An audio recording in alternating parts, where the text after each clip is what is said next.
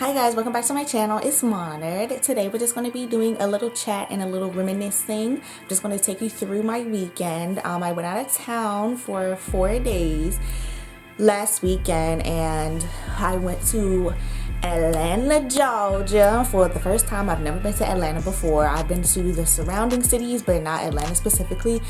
So we did do a little sightseeing but not really sightseeing. We did a safari animal park where you drive through and you feed the animals. We visited the Coca-Cola factory where you learn about the history of Coca-Cola, and it's just like a Coca-Cola museum.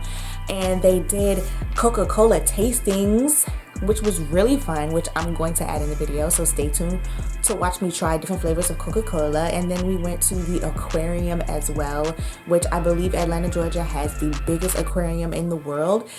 So that was really exciting to see. And we also went to the dolphin show. We weren't allowed to film in the dolphin show, but I did manage to get a little bit of seconds, so I may include that as well. So let's get started with the recap. So first we went to the Atlanta Safari Park. I believe tickets were $15.99, so $16, and then you had a $5 bucket of food, and we got the $2 bird feeding stick, which was just like a popsicle stick with bird seeds at the end of it. So when we went through, she did warn us that the zebras and the camels like to snatch the bucket of food, so be careful about that. I heeded her warning, but I promise you there was nothing I could have done because the camel was ferocious. He snatched that bucket out of my hand so quick. I didn't have the strength to even begin to process that he was snatching the bucket. I tried for like a 0.2 seconds to fight back, but the camel was so strong. Like, he was used to that. He was like, oh, I see a white bucket, that's for me, thank you. Okay, so the zebras, they were also pretty aggressive with the food. They did try to snatch the bucket as well a little bit, but I was successful in holding it back from them. The zebras ate majority of the food because they were so aggressive. More than the other animals, they followed the car and like put their head all the way in the car, and they just were like aggressive, not in a violent way, but just they wanted the food. They knew what they came for. They knew what we came for, to feed them, which is what they were going to do. Yeah, they were going to eat. So as we drove farther down, we saw like alpacas, llamas. I don't know the difference. I don't know if I'm the only one that doesn't know the difference between a llama and an alpaca. I don't know. So I'm gonna just say both llamas, alpacas. We saw deer, we saw bucks, we saw cows. One cow actually licked the side of our car and made our bucket very saliva-y. I believe in one of the videos you can see me take my hand off the bucket and it's like a line of saliva from the cow, which was very nasty. Okay, it was very nasty. So as we drove down a little further, we got to the cows with the big horns that's like all the way out here. We got to the emus and the ostriches. One of the ostriches actually bit the person I was with, which I caught a very small glimpse of the bite, but I didn't get the whole bite. I'm going to include that in the video, but I just think that was hilarious. Ow! Oh my god, did he hurt you? No. He just pecked your arm? Pecked my chest. And then we were off to feed the birds. So to feed the birds, we had to park the car and get out, and we had to walk into like, which is essentially a human-sized bird cage, and we just held out the bird stick and they went on the stick and on your hand and your arm. One of them actually landed on top of my camera, and just fed the birds. They just ate off the end of the stick, which is really, really fun. I got to like pet the bird, and they were all blue and yellow and green. I think they were parakeets, I'm not sure, but I think they were. And they were so cute. And one bird, he was on my hand for like 5 minutes, and like he was just eating away, and I really felt like I bonded with that bird. Like, me bird, you me bird. Yeah, we're like this.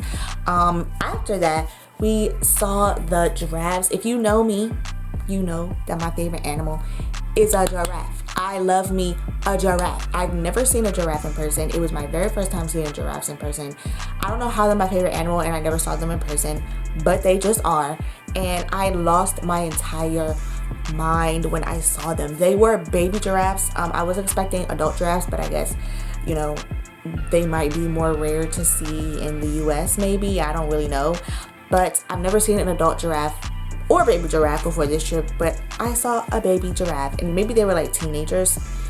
But I saw them and I got to feed them. They didn't let me pet them. They were very much food focused, like whoever had food, whoever was walking up, that's who they would go to. So I did feed them and I was so happy about it. I didn't want to leave them. They were just so cute, but I could talk about them all day. Moving on. So the next day is the day we went to the Coca-Cola factory.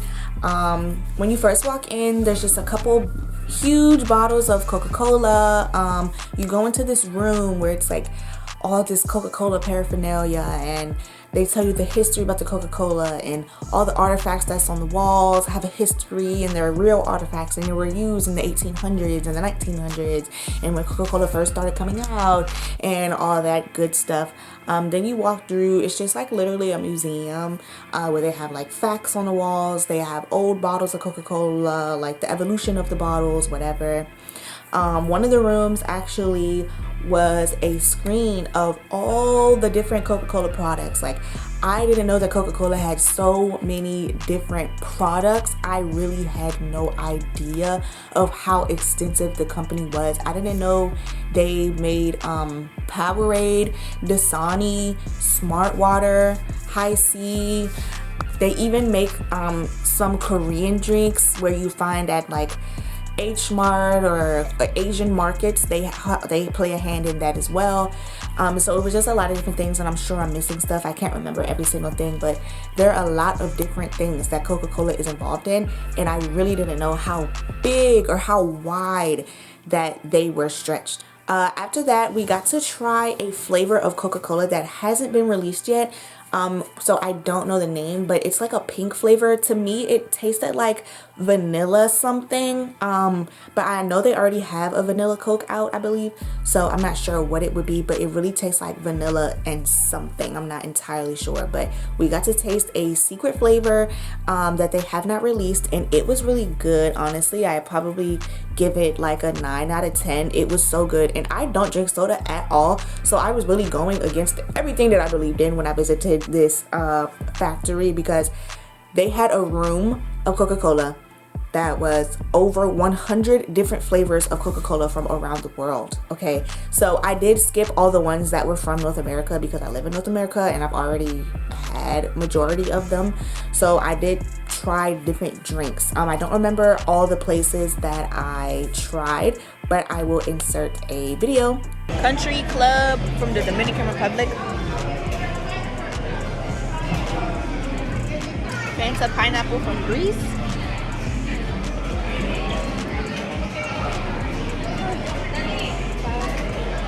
Tastes the same. Magnum Lift from Chile. This tastes like water, for real. Sprite from Romania. Oh my god. It got cucumbers. It literally just tastes like cucumber. It just tastes like cucumber. Red cream soda.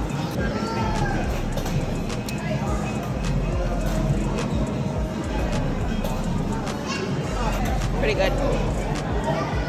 Pretty good. Fanta from Uganda.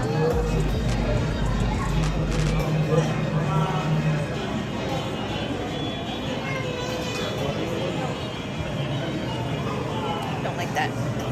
So yeah, it was really loud in there and it was really crowded. I also didn't have my tripod, so the video is probably not in the best quality or with the best sound or the best angles, you know, but I tried to get as much as I could. Mind you, there were so many different flavors. I couldn't film me trying every single flavor because I would have been holding everybody up, but I don't drink soda, so I was really scared that I was gonna break out, but it was worth it. Some of the flavors were really good, and then some of them were really gross, and it was just a really fun experience. After that, we headed off to the aquarium.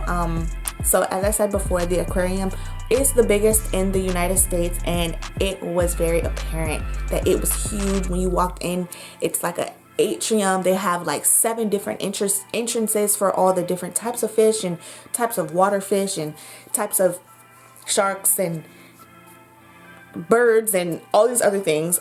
So it was a pretty huge area. We did try to go in order and just started from where we came in and just worked our way around. We did go to the dolphin show. That was pretty cool, and I'm from the DMV, so whenever I go to the Baltimore Aquarium, they don't do the dolphin show anymore. So I've never actually seen a dolphin show in person. I've always heard about it, but I've never actually seen one. Because the Baltimore Aquarium doesn't do them. So when I finally got to see one at the Atlanta Aquarium, it was amazing. It was so cool. I loved the dolphins. They were so cute, and they're so amazing how smart they are. Like, I will never get over the fact that dolphins are smarter than humans. Like, that is just insane to me. Maybe it shouldn't be. Maybe I'm giving humans too much credit. But the show was really, really cool. Like I said, I could only get a few seconds of it. So I'm just gonna insert the clip.